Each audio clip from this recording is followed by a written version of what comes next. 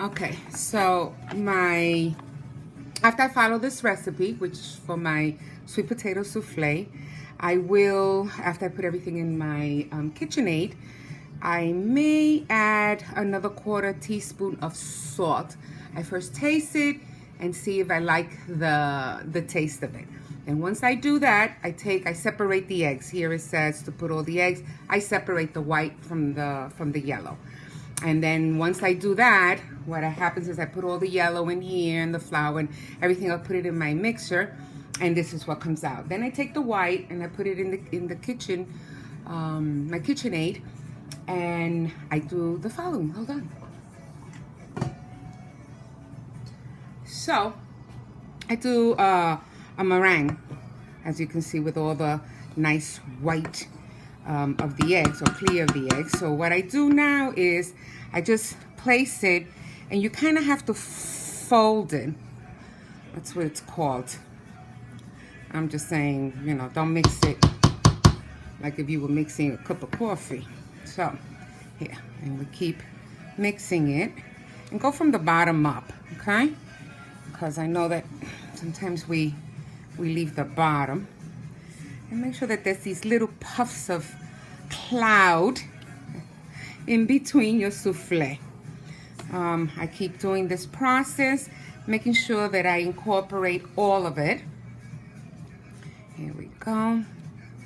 And don't leave big chunks. Like, again, we want these little cloud bits in here. And that's what kind of gives it that airy taste to the souffle. It's not heavy. You don't feel, if it's a sweet potato souffle, you don't feel like it's dense. It's very, very light. This dish is, on the mouth, it's like little morsels of cloud. If we can eat clouds. This is what they would taste like. So here we go. Okay, keep doing this. Very nice. And here's the last of it. Make sure I put it all in there. Okay.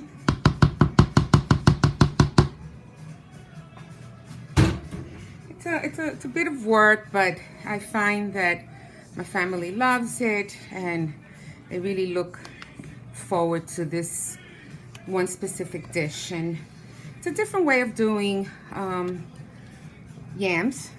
I use yams. Recipe did call for sweet potatoes, but it's very hard to find sweet potatoes in New York City. I don't know why. And that's it. Now I put this little by little in my souffle dish, which I already have. So I'll just line it up here with my, and you see that there's little pieces of the little clouds there in the middle. And that's what gives it that airy kind of texture or consistency when you're eating. There we go. They're not all broken up. You really should see all of the white in it. I have another dish, because I usually double up on my batches, because my family likes to take dishes home too. So once I do that,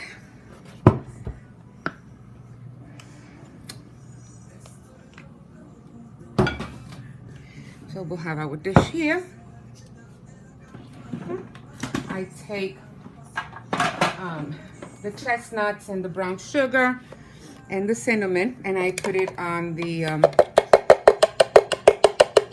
food processor here, and I just sprinkle it on top to kind of give it a little bit of a layer, sweet little layer there. So if anybody doesn't really like, can't have, doesn't like almonds, they can kind of push it to the side. All right, here we go. And that's it. and it's some souffle time. I put it in the oven. I'm gonna put it in the oven at 350 for 1 hour, and it will rise. I will kind of take a picture so you see it. I mean, it falls unfortunately by the time I get to my destination, but it looks pretty. It's one of those dishes you have to cook and serve. Hope you enjoyed. Ciao, ciao.